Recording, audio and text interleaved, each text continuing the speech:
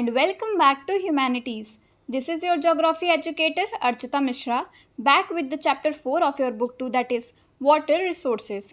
So you must have noticed कि we are following a series in this book जिसमें हम important elements of earth को study कर रहे हैं. सबसे पहले हम लोगों ने फर्स्ट चैप्टर में पॉपुलेशन जो कि मोस्ट इंपॉर्टेंट एलिमेंट है उसको स्टडी किए, फिर उनके सेटलमेंट को पढ़े, फिर लैंड पे सबसे इंपॉर्टेंट एक्टिविटी एग्रीकल्चर उसको स्टडी किए. अब हम most important abiotic component on earth that is water उसकी एक डीप एनालिसिस करेंगे. So in this chapter, firstly, we will be covering water resources of India, along with it, the emerging problems associated with water resource, and then we will look at the conservation strategy and how to manage water resource. That all of these topics we will be covering in this chapter. Now let's start with the chapter. सबसे पहले हम ये देखते हैं कि what kind of resource is water. तो water एक cyclic resource है. Now what does cyclic means? Cyclic का मतलब renewable resource that can be renewed, और इसकी सप्लाई एबंडेंटली अवेलेबल है हमारे अर्थ पे. 71% of earth is water, so which makes it clear कि वाटर की अवेलेबिलिटी हमारे अर्थ पे बहुत ज़्यादा है. Now where does the problem emerge? Problem वहाँ आती है जब इस 71% ऑफ वाटर में सिर्फ और सिर्फ 3% फ्रेश वाटर की अवेलेबिलिटी है.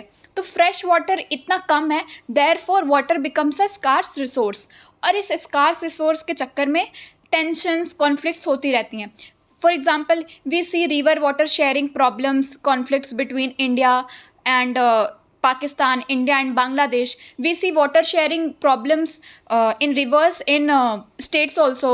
Therefore, understanding water as a resource, understanding its availability becomes a very important thing. तो इस चैप्टर में हम water resources in India, geographical distribution, sectoral utilization and methods of its conservation and management पढ़ेंगे.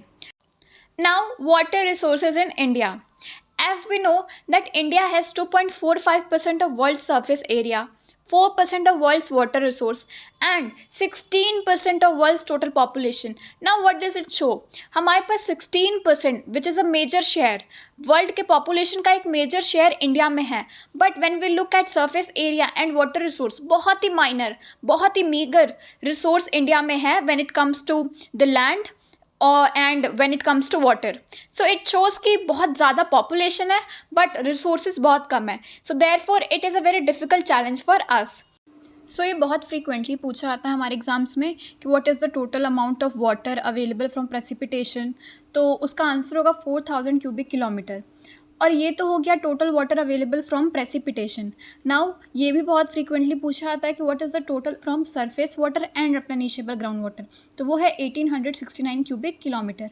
अब ये तो total हो गया इसमें से, but when talking about beneficial use तो सिर्फ 60%, दैट इज़ 1122 क्यूबिक किलोमीटर्स, सिर्फ 60% बेनिफिशियल यूज़ के लिए हो पाता है. So therefore if the question is कि total utilizable water resource in India, तो वो होगा 1122 cubic. So now the next topic is surface water resources. It consists of 4 components, namely rivers, lakes, ponds and tanks. अब reverse की बात करते हैं तो रिवर्स 10,360 रिवर्स है हमारे कंट्री में, और हर एक रिवर की जो ट्रिब्यूटरी है वो 1.6 किलोमीटर से एटलीस्ट लंबी है. सो 10,360 reverse along with it each tributary is at least longer than 1.6 kilometer. Now what is the mean annual flow in all river basins हमारे कंट्री में? तो वो है 1869 cubic kilometer. But only 690 cubic kilometer, that is only 32% of surface water utilize हो सकता है. Now what is the reason? Why is only 32% of surface water can be utilized? तो उसका रीज़न, उसके 3 रीजन्स हैं. पहले हैं टोपोग्राफिकल, दूसरा है हाइड्रोलॉजिकल और तीसरा है अदर कॉन्स्टेंट्स. तो टोपोग्राफी वैसी नहीं है, वैसा वहाँ का स्ट्रक्चर नहीं है, लैंडफॉर्म वैसा सपोर्ट नहीं करता सरफेस वाटर यूटिलाइजेशन का. दूसरा है hydrological, may be water unfit है यूज़ के लिए ही. So these are the reasons why only 32% can be utilized. Now जो वाटर फ्लो है एक रिवर में वो 2 फैक्टर्स पे डिपेंडेंट रहता है. सबसे पहला है size of its catchment area और रिवर बेसिन. इसका क्या मतलब है? इसका मतलब जितने भी दूर तक ये वाटर फ्लो करता है एक रिवर में उसका साइज़ कितना है. दूसरा होता है कि rainfall with in its catchment area, मतलब वो कैचमेंट एरिया में कितना रेनफॉल रिसीव हो रहा है. सबसे पहला उसका खुद का वाटर कितना है कैचमेंट एरिया में.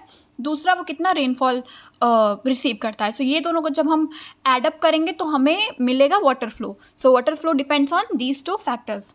नाउ हमें पता है कि प्रेसिपिटेशन दैट मीन्स रेनफॉल हमारे कंट्री में बहुत वेरिएशन में है. कहीं बहुत ज़्यादा है, कभी बहुत ज़्यादा है, कहीं बहुत कम है तो कभी बहुत कम है.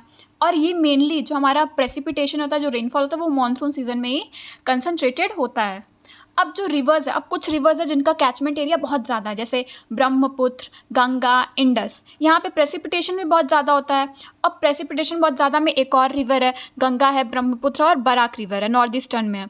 अब इसमें क्या है, ये जो सारी रिवर्स हैं वो 1/3 ऑफ टोटल एरिया इंडिया का ऑक्यूपाई करती हैं.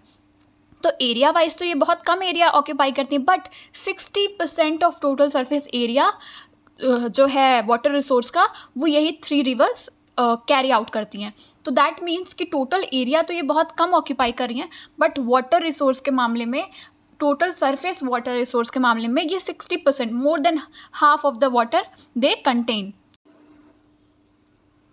तो ये था नॉर्दर्न इंडियन रिवर्स का बात. अब साउदर्न इंडियन रिवर्स जैसे गोदावरी, कृष्णा, कावेरी, इनका जो एनुअल वाटर फ्लो है वो मोस्टली यूटिलाइज हो जाता है, जबकि ब्रह्मपुत्र, गंगा, इनका मोस्टली जो एनुअल वाटर फ्लो है वो उतना यूटिलाइज नहीं हो पाता है. नाउ अब हमने सरफेस वाटर की बात कर ली. अब next topic is ground water resources. So the total replenishable groundwater resource in our country is about 432 cubic kilometer. This data is very important. Remember that. Now next is groundwater utilization. हम देखते हैं कहाँ पर ज़्यादा है, कहाँ कम है. तो नॉर्थ वेस्टर्न और साउथ इंडियन जो रिवर्स हैं वहाँ पर क्या, जो ग्राउंड वाटर यूटिलाइजेशन वो हाई है. अब जैसे हरियाणा, पंजाब, राजस्थान, तमिलनाडु, यहाँ पे ग्राउंड वाटर यूटिलाइजेशन बहुत ज़्यादा होता है. Whereas in opposite to this Chhattisgarh, Orissa, Kerala में यहाँ पे ग्राउंड वाटर यूटिलाइजेशन बहुत माइनर होता है और मॉडरेट, इन दोनों के बीच में मॉडरेट होता है utilisation Gujarat, Bihar, UP, Tripura and Maharashtra में. और अगर ये प्रेजेंट ट्रेंड जो है high utilisation of ground water, अगर ये चलता रहा तो हमारे डिमांड को सप्लाई की ज़रूरत पड़ेगी और इसकी वजह से बहुत सारे प्रॉब्लम्स क्रिएट होंगे. बहुत ज़्यादा इनइक्वालिटी होगा, किसी स्टेट में बहुत ज़्यादा होगा तो किसी जहाँ भी कम यूटिलाइजेशन होगा वो तो अगर बाद में देखा जाए तो वहाँ पे यूटिलाइजेशन के लिए वाटर अवेलेबल रहेगा, बट जहाँ पे अभी बहुत ज़्यादा हो रहा है वहाँ पे आगे वाटर स्कार्सिटी जैसे प्रॉब्लम्स फेस कर. Lagoons and backwaters. Backwaters are by the way the static portion of the river जहाँ पे currents नहीं flow करते हैं. तो as we all know, India has a vast coastline. तो उस that coastline invites various lakes and lagoons. अब ये कहाँ कहाँ होता है, केरला, उड़ीसा, वेस्ट बंगाल, ये सारे कोस्टल स्टेट्स हैं. तो यहाँ पर जो है लेक्स और लगून्स पाए जाते हैं और इनका जो वास्ट सरफेस वाटर रिसोर्स है वो ऑक्यूपाइड रहता है लेक्स और लगून्स के द्वारा. अब इसमें क्या प्रॉब्लम होती है कि ये जो वाटर होता है इसमें वो ब्रैकिश होता है, मतलब स्लाइटली सॉल्टी होता है और ये जो वाटर है वो फिट नहीं रहता है फॉर ड्रिंकिंग. तो ये फिशिंग और इरिगेशन में इसका यूटिलाइजेशन होता है. Now water demand and utilisation. तो अब हम ये देखेंगे कि कौन सा सेक्टर डोमिनेट करता है वाटर की यूटिलाइजेशन में.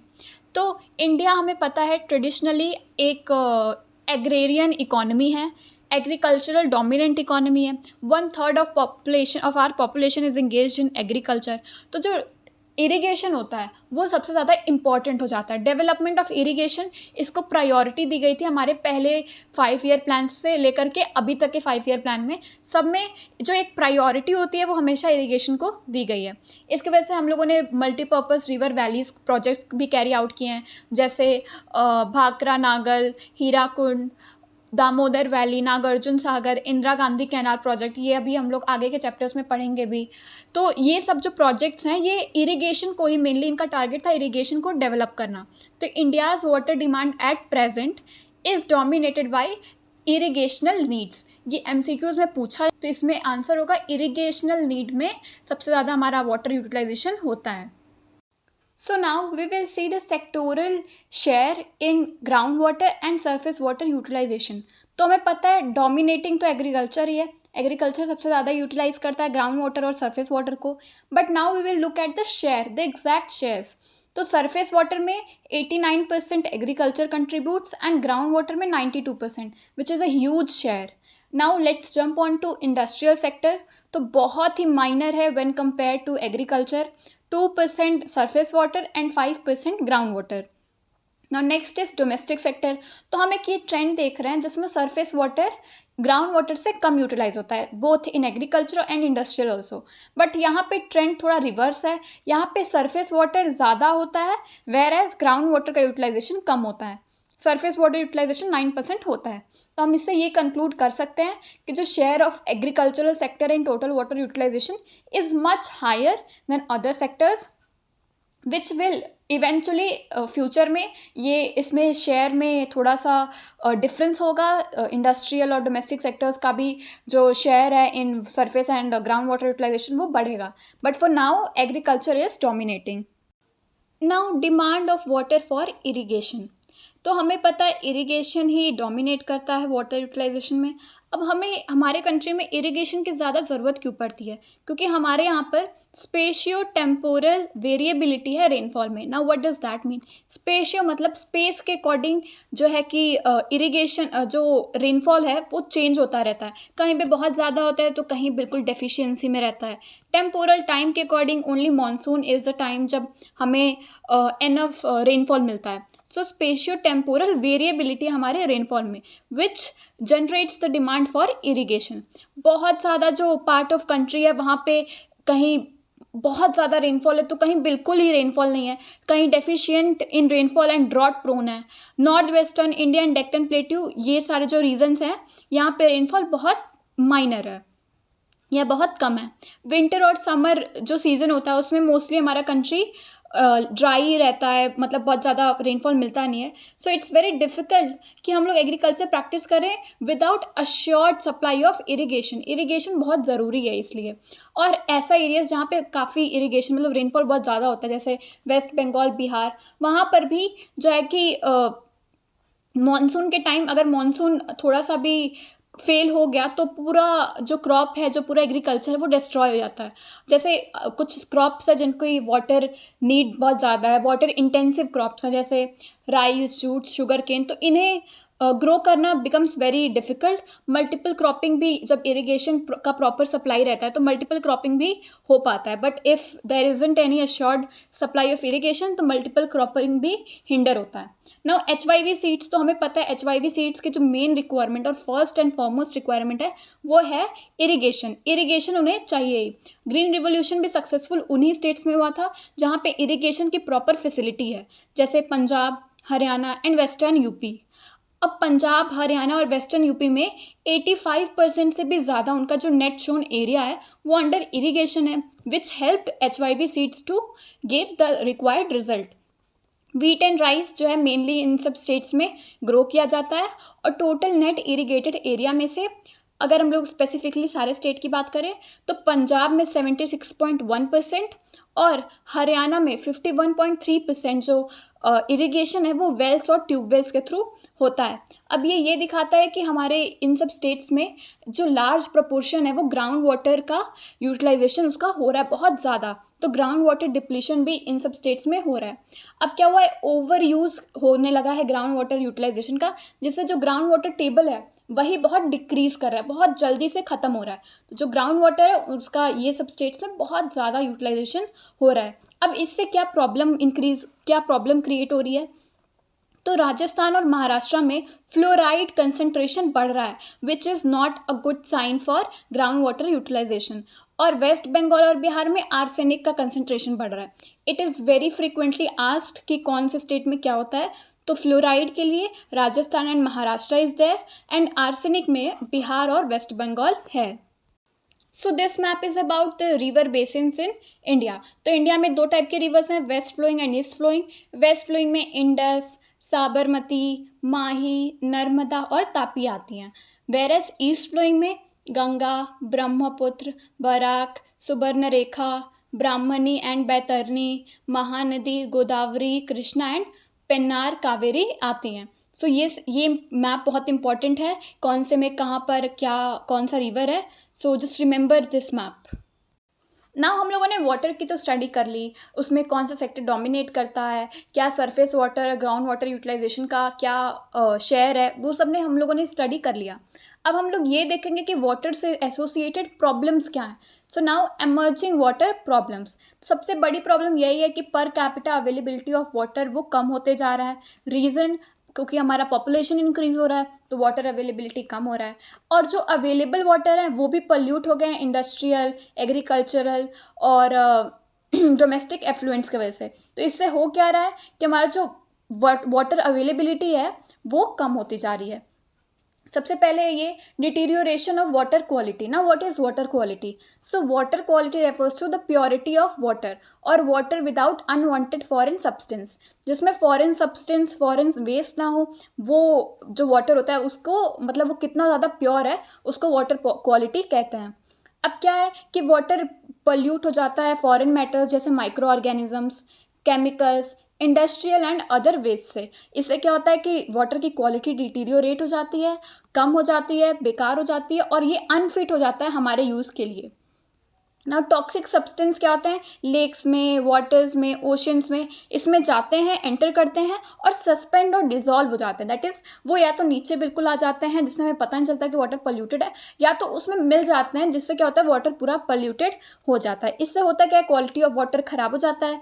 और इससे क्या होता है एक्वेटिक सिस्टम्स जो वाटर के अंदर जो भी लाइफ रहती हैं, फिशेज़, वेल्स, इनका जो लाइफ होता है एक्वेटिक सिस्टम होता है वो बिल्कुल ख़राब हो जाता है. जो पल्यूटेंट्स है वो सीप डाउन हो जाते हैं और ग्राउंड वाटर को भी गंदा कर देते हैं. अब टॉकिंग अबाउट रिवर्स, तो Ganga and Yamuna are highly polluted rivers. Now we will look at the water conservation and management. अब वाटर कंजर्वेशन और मैनेजमेंट में हमारे बुक में 4 टॉपिक्स, सब टॉपिक्स हैं इसमें. पहला है रेन वाटर हार्वेस्टिंग, दूसरा है वाटर शेड मैनेजमेंट, तीसरा है recycle and reuse of water, चौथा है प्रिवेंशन ऑफ वाटर पोल्यूशन. तो now water conservation and management. अब क्योंकि हमारे पास फ्रेश वाटर की अवेलेबिलिटी कम है और डिमांड बहुत ज़्यादा है तो बहुत ज़रूरी है हमें कंजर्व करना और इफ़ेक्टिवली मैनेज करना हमारे वाटर को. तो अब इसमें क्या है कि इतना ज़्यादा जहाँ पे ओशंस है वहाँ पे क्या है कि कॉस्ट ऑफ डीसेलिनाइजेशन बहुत ज़्यादा है. तो इसमें क्या है कि उनकी अवेलेबिलिटी को ज़ीरो ही माना जाता है क्योंकि इतना ज़्यादा उनको डीसेलिनाइज, क्योंकि बहुत सॉल्टी वाटर होते हैं और सी और ओशन के, तो सी और ओशन के जो वाटर की अवेलेबिलिटी उसे हम लोग बिल्कुल ना के बराबर मानते हैं. तो इसलिए हमें बहुत इफ़ेक्टिव स्टेप्स लेने होंगे, पॉलिसीज़ बनाने होंगे, लॉज बनाने होंगे फॉर कंजर्वेशन ऑफ वाटर. हमें वाटर सेविंग टेक्नोलॉजीज़ और मेथड्स में इन्वेस्ट करना चाहिए और पोल्यूशन को प्रिवेंट करना चाहिए. तो हमें ये सारी जो 4 mainly rain water harvesting, water shade management, reuse and recycling and prevention of water pollution, ये सब अभी बिल्कुल ऑन प्रायोरिटी इनको कैरी आउट करना चाहिए. Prevention of water pollution. अब जो रिवर्स अपर स्ट्रेचेस में है, जो हिल्स के एरिया में जहाँ पे लेस पॉपुलेशन है, वहाँ की वाटर क्वालिटी बेटर होती है as compare to the densely populated states. अब हमें वाटर का यूटिलाइजेशन है कहाँ कहाँ, तो हमें इरिगेशन में होता है, drinking, domestic and industrial purpose में. होता क्या है एग्रीकल्चरल एफ्लुएंट्स, फर्टिलाइजर, पेस्टिसाइड्स, ये सब रिवर में एंटर करते हैं. Domestic solid and liquid waste ये एंटर करते हैं. इंडस्ट्रियल एफ्लुएंट्स एंटर करते हैं. ये सबसे होता क्या है कि at the end river polluted हो जाता है. Concentration of pollution in reverse वो कब हाई रहता है, समर्स में ज़्यादा रहता है. Now what is the reason? क्योंकि समर के टाइम फ्लो जो है रिवर का वो कम रहता है. जब फ्लो कम रहता है तो वो मोर एब्जॉर्बिंग बन जाता है और ज़्यादा पॉल्यूशन कैरी आउट करता है. अब इस मेजर प्रॉब्लम से डील करने के लिए हमारी गवर्नमेंट ने the central pollution control board बनाया है जो कि वर्क करता है along with state pollution control board, और ये मॉनिटर करता है वाटर क्वालिटी को डिफरेंट डिफरेंट स्टेट्स में, डिफरेंट स्टेशंस में, जिसमें 507 स्टेशंस पे ये करता है. अब इसमें मेन सोर्स ऑफ पोल्यूशन जो CPCB फाइंड की है वो ये है कि ऑर्गेनिक एंड बैक्टीरियल कंटामिनेशन, ये मेन सोर्स ऑफ पोल्यूशन है हमारे कंट्री में रिवर्स.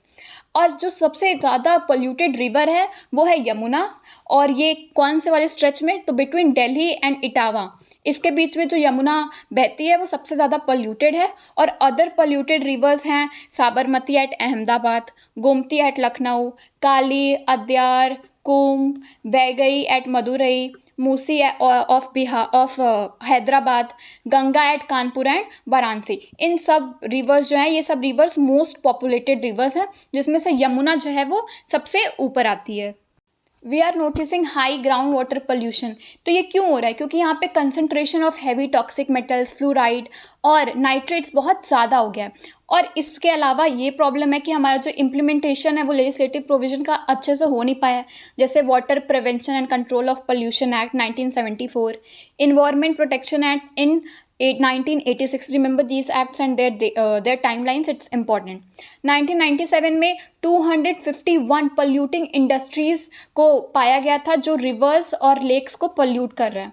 वाटर सेस एक्ट आया था 1977 में, वो भी बहुत मीगर, बहुत मार्जिनल इम्पैक्ट किया है। तो व्हाट इज़ इम्पॉर्टेंट अभी के टाइम में कि public awareness about importance of water, impact of water pollution, water scarcity, इसके बारे में पब्लिक में अवेयरनेस फैलाना सबसे ज़्यादा ज़रूरी है। Now next is recycle and reuse of water. तो हमें पता है कि हमें रिसाइकलिंग करना चाहिए वाटर। वाटर एक ऐसा रिसोर्स नहीं है जिसको हम रिसाइकल नहीं कर सकते, हम उसको रीयूज़ कर सकते हैं। ऐसा नहीं है कि अगर हम वाटर से हम लोग शार ले लिए तो वो वाटर ज़रूरी नहीं कि वो ख़त्म हो जाएगा, उसका हम अलग जगह यूटिलाइजेशन कर सकते हैं। तो जो लेसर क्वालिटी के वाटर हैं जैसे रिक्लेम वाटर, उसको हम लोग इंडस्ट्रियल नीड में यूज़ कर सकते हैं, क्योंकि हमें तो प्योर वाटर सिर्फ ड्रिंकिंग के लिए चाहती है। वाटर का तो जो काम है वो अगर लेसर क्वालिटी का भी है तो वो इरिगेशन हो सकता है, उससे इंडस्ट्रियल काम हो सकता है, उससे जो वाटर करना होता है प्लांट्स को, उससे वो हो सकता है। Lesser quality of water can do these jobs. तो water after bathing and washing utensils, इसको we should use for gardening. और जैसे अगर हमें वाटर ये व्हीकल्स को वॉश करने के लिए हम लोग जो यूज़ करते हैं उसको भी हम गार्डनिंग वगैरह में यूज़ कर सकते हैं। So this way what we can do, we can save better quality of water for drinking purposes. अगर ये सब लेसर क्वालिटी का अगर हम लोग यूज़ कर लेंगे फॉर दीज पर्पसेस, सो इससे क्या होगा, हमारा जो बेटर क्वालिटी ऑफ वाटर है वो अवेलेबल रहेगा फॉर ड्रिंकिंग। अभी क्या है, लिमिटेड स्केल में ये सब चीज़ें हो रही हैं, बट एनॉर्मस लिमिटलेस स्कोप है for replenishing water through recycling. तो इस तरह से जैसे हम लोग ये सारा जो लेसर क्वालिटी का है वो ये सब जॉब्स के लिए कर सकते हैं, गार्डनिंग, इरिगेशन, तो इंडस्ट्रीज़ के लिए। तो ऐसे क्या होगा, हम लोग के पास बहुत ज़्यादा स्कोप है recycle and reuse of water के लिए। रेन वाटर हार्वेस्टिंग, तो हमें पता है रेनफॉल होता है तो उसमें सारे जो वाटर होता है वो वेस्ट हो जाता है। Now to conserve that there is this method, it is use to capture and store rain water for various uses. वो वही रेन वाटर को स्टोर करता है, कैप्चर करता है पहले, फिर स्टोर करता है फॉर वेरियस यूजेस। हमें पता है कि ये जो ग्राउंड वाटर टेबल है, अभी हम लोगों ने स्टडी किया था तुरंत ही कि उसका जो ग्राउंड वाटर लेवल है वो डिक्लाइन हो रहा है। तो उसको रिचार्ज करने के लिए we can use rain water. इससे इफेक्टिवली रेन वाटर वेस्ट भी नहीं होगा और ग्राउंड वाटर भी इंक्रीज़ हो जाएगा। इसके अदर बेनिफिट्स हैं लो कॉस्ट, इको फ्रेंडली, और इस टेक्निक का यूज़ करके हम हर एक ड्रॉप ऑफ वाटर को चैनलाइज कर सकते हैं बोरवेल्स, पिट्स एंड वेल्स में। इसके अदर बेनिफिट्स हैं कि सबसे पहले तो ये वाटर अवेलेबिलिटी इंक्रीज करता है, which is very general. And फिर क्या होता है कि जो डिक्लाइनिंग ग्राउंड वाटर टेबल है उसको भी वो इंक्रीज़ करता है, क्वालिटी ऑफ ग्राउंड वाटर को इंक्रीज़ करता है, इम्प्रूव करता है। कैसे? डाइल्यूट कर करके जो कंटामिनेंट्स, जो पल्यूटेंट्स हैं लाइक फ्लोराइड, नाइट्रेट्स, इनको क्या डाइल्यूट कर करके ये क्वालिटी भी वाटर का इम्प्रूव करता है। सॉइल इरोजन को प्रिवेंट करता है, फ्लडिंग को प्रिवेंट करता है। जब ज़्यादा रेनफॉल होगा तो फ्लडिंग होगा, बट जब उसको चैनलाइज कर दिया जाएगा ग्राउंड वाटर में या कहीं और, तो क्या होगा, फ्लडिंग भी रुक जाएगा। सॉल्ट वाटर इंट्रूजन जो होता है कोस्टल एरियाज़ में, अगर उसको भी हम लोग चाहें तो रेन वाटर के थ्रू उसको भी अरेस्ट, उसको भी कम, उसको भी एंड कर सकते हैं। We can see in villages traditional rain water harvesting होता है, जैसे रूरल एरियाज़ में, जैसे सरफेस स्टोरेज बॉडीज़ में हम लोग वाटर को स्टोर करते हैं, जैसे लेक्स, पॉन्ड्स, इरिगेशन टैंक्स। उसमें क्या होता है, जब रेन वाटर होता है, जब रेनफॉल होता है तो वो सारा वाटर ये सब चीज़ों में स्टोर हो जाता है, जिससे उनका यूटिलाइजेशन बाद में किया जा सकता है। राजस्थान में कुंड या टंका बनता है, वो क्या होता है, एक अंडरग्राउंड टैंक होता है, बिल्कुल कवर्ड होता है, उसमें जब रेन वाटर होता है तो रेनफॉल जब होता है तो उसमें स्टोर किया जाता है। तो बहुत सारे टेक्निक्स हैं रेन वाटर हार्वेस्टिंग के। पहला है harvesting water on roof tops and open spaces. हम लोग अपने जैसे जो रूफ टॉप होता है उसको बिल्कुल सराउंड कर करके हम लोग उसमें वाटर स्टोर कर सकते हैं। इससे होता क्या है, जो कम्युनिटी डिपेंडेंस है ग्राउंड वाटर पे डोमेस्टिक यूजर्स के लिए वो कम हो सकता है। हम लोग वही जो अरेस्ट किए रहेंगे वाटर को, उसको हम लोग यूज़ कर सकते हैं डोमेस्टिक यूजर्स के लिए, और ग्राउंड वाटर का यूटिलाइजेशन इससे क्या होगा, कम होगा। तो इससे अर्बन एरियाज़ में बहुत ज़्यादा बेनिफिट होगा। दूसरा है डीसैलिनाइजेशन ऑफ वाटर। हमें पता है कोस्टल एरियाज़ में क्या हो रहा है, डीसैलिनाइजेशन बहुत ज़्यादा हो रहा है। एरिड और सेमी एरिड एरियाज़ में ब्रैकिश वाटर, सॉल्टी वाटर हो रहा है, तो उसको भी हम लोग कंट्रोल कर सकते हैं थ्रू रेन वाटर हार्वेस्टिंग। तीसरा है कि हम लोग जो वाटर सरप्लेस, जहाँ पे वाटर बहुत ज़्यादा है और जहाँ पे वाटर बहुत कम है, वहाँ पर हम लोग क्या कर सकते हैं, ट्रांसफ़र कर सकते हैं वाटर। ये कैसे होगा, इंटरलिंकिंग ऑफ रिवर्स। जहाँ अगर एक रिवर है जहाँ बहुत ज़्यादा वाटर है, एक कम है, तो हम उनको लिंक कर करके जो वाटर ट्रांसफ़र करा सकते हैं। तो ये सारे टेक्निक्स को यूज़ कर करके हम रेन वाटर हार्वेस्टिंग कर करके, प्रैक्टिस करके रेन वाटर को कंजर्व कर सकते हैं। अभी करंट टाइम में जो सबसे इम्पॉर्टेंट वाटर रिलेटेड इशू है वो है pricing of water. Now what does that mean, हमारा जो वाटर का प्राइस है, जो वाटर की वैल्यू है, वो बहुत इंक्रीज कर रही है। Even if you will go to buy a Bisleri bottle तो it will cost very high. तो क्या हुआ, pricing of water is becoming a major challenge for all of us. Now water shade management बहुत important topic है। इस topic से या इसके सब टॉपिक से हमेशा क्वेश्चंस आते हैं। Now what is water shade management, so it refers to efficient management and conservation of surface and ground water resources. It involves prevention of runoff and storage and recharge of groundwater through various methods like percolation tank या recharge wells etc. ये क्या करता है, जो फालतू का water ऐसे run करता है उसको प्रिवेंट करता है, उसका स्टोरेज भी यूज़ करता है, रिचार्ज करता है ग्राउंड वाटर को वेरियस मेथड्स के थ्रू। सो ये सारे जो मेथड्स हैं it is involved under water shade management. Now इसका एक स्टैंडर्ड डेफिनेशन है which you need to learn. So, watershed management includes conservation, regeneration, and judicious use of all resources, natural, which includes land, water, plants, and animals, and human within a watershed. इसका मतलब है watershed management जो है वो conservation, उसका regeneration और दिमाग से एक जुडिशियसली बिल्कुल यूज़ करना रिसोर्सेज का सिखाता है। और इसमें सारे रिसोर्सेज आते हैं, not just water but natural resources जिसमें land, water, plants and animals आता है, और ह्यूमन का जो ह्यूमन साथ में नेचुरल प्लस ह्यूमन का एक वाटर शेड में होना, एक छत के नीचे हो कर करके कंजर्वेशन, रीजनरेशन, जुडिशियस यूज़ सिखाता है। अब इसका एम है to bring balance between natural resources और हमारे सोसाइटी पे, और ये सक्सेसफुल तभी होगा जब कम्युनिटी पार्टिसिपेशन होगा। When each and every people of community will participate in watershed management, it will be then only जब ये सक्सेसफुल होगा। तो बहुत सारे वाटरशेड डेवलपमेंट प्रोग्राम्स स्टेट और सेंट्रल गवर्नमेंट्स इंट्रोड्यूस करते हैं। उसमें सबसे पहले हरियाली भी एक वाटरशेड डेवलपमेंट प्रोजेक्ट है जिसे सेंट्रल गवर्नमेंट ने इंट्रोड्यूस किया है, जिसका एम है वाटर को कंजर्व करना रूरल पॉपुलेशन को के मदद से, और इसका यूटिलाइजेशन करना फॉर वेरियस पर्पसेस, कंजर्व करना उसको वेरियस पर्पसेस जैसे ड्रिंकिंग, इरिगेशन, फिशरीज़ और एफॉरेस्टेशन के लिए। और ये जो प्रोजेक्ट है वो gram panchayat along with community and peoples participation execute कर रहा है। So this was about Hariyali. Next is Neeru Meeru which is water and you in Andhra Pradesh. तो पहला हरियाली था वो सेंट्रल गवर्नमेंट ने स्पॉन्सर किया था, और ये जो है वो आंध्र प्रदेश में स्टेट गवर्नमेंट ने स्पॉन्सर किया है, ये है। और उसके बाद दूसरा है अरवरी पानी संसद, ये अलवर राजस्थान में है।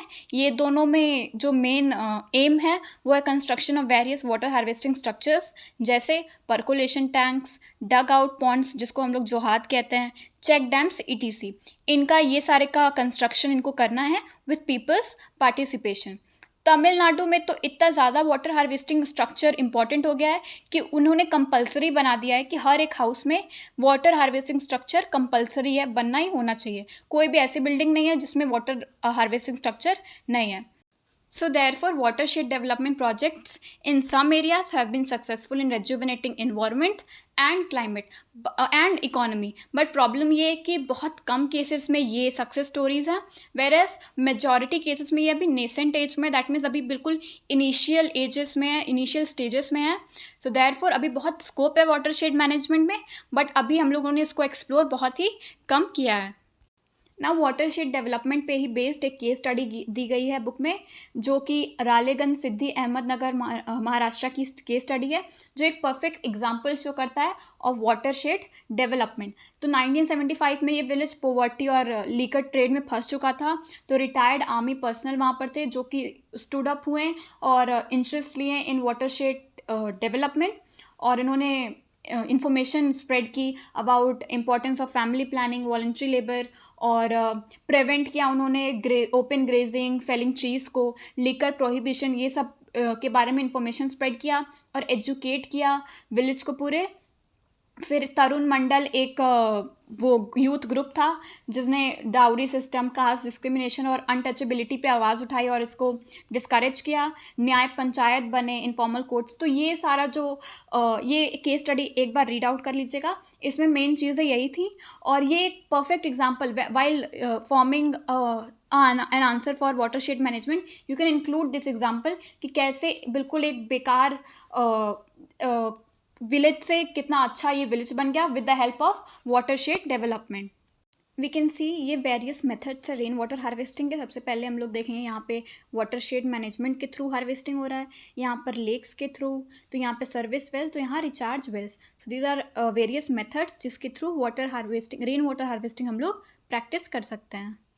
नाउ नेक्स्ट अब दो इंपॉर्टेंट पॉलिसीज़ बुक में दी गई हैं जो कि इक्वली इंपॉर्टेंट है, बिकॉज फ्रीक्वेंटली इस पे एग्जाम में नोट्स मोस्टली लिखने के लिए आ जाता है।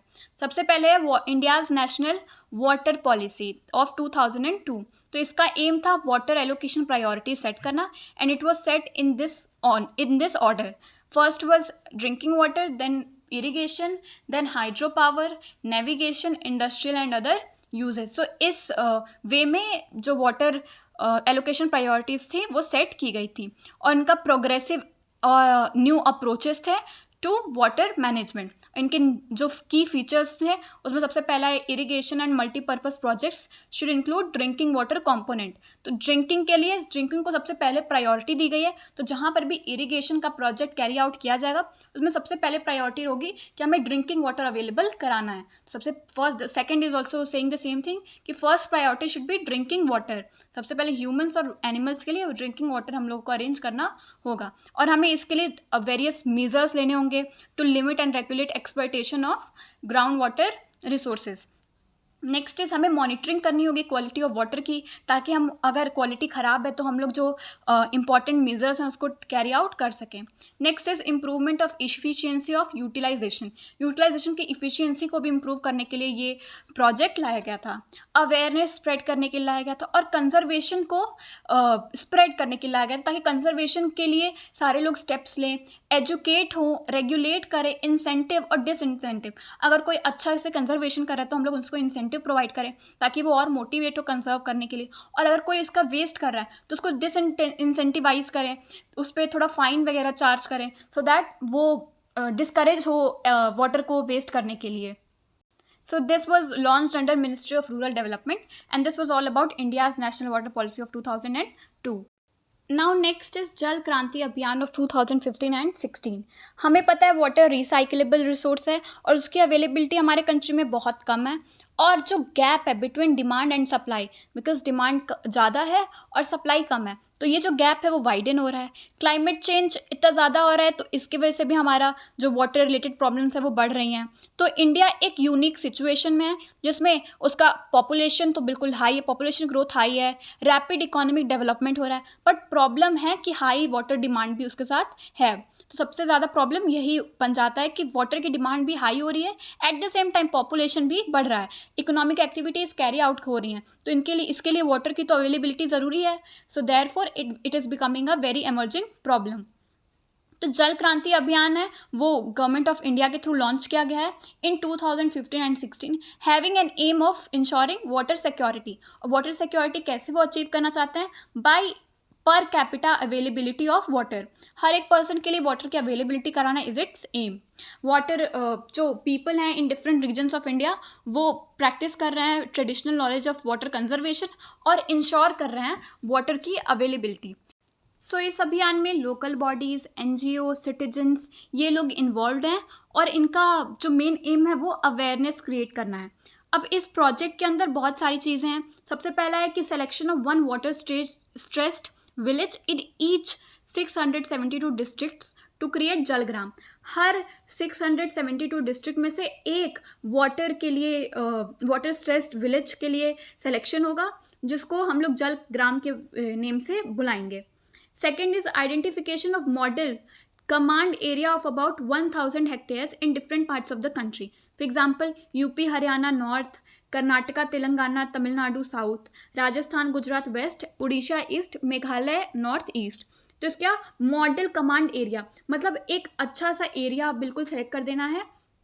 1000 हेक्टेयर में 1000 हेक्टेयर में एक ऐसा एरिया सेलेक्ट करना है जो एक इंस्पिरेशन बने अदर एरियाज में to carry out water conservation practices. तो यूपी हरियाणा नॉर्थ में एक एग्जाम्पल बनेगा for other states to work like them और वाटर कंजर्वेशन प्रैक्टिस करें. Third is abatement of pollution. Pollution को हटाना वाटर कंजर्वेशन और आर्टिफिशियल रिचार्ज करके, ग्राउंड वाटर पॉल्यूशन को कम करके और आर्सेनिक फ्री वेल्स का कंस्ट्रक्शन करके सेलेक्टेड एरिया ऑफ कंट्री में हम लोग पॉल्यूशन को अबेट करना चाहते हैं, पॉल्यूशन को रिमूव करना चाहते हैं. Fourth is creating mass awareness. Awareness is must. अभी बहुत लोग को पता ही नहीं है कि वाटर हमारे पास स्कार्स रिसोर्स है और लिमिटेड अवेलेबल है. सो ये जो अवेयरनेस है that is very important to spread.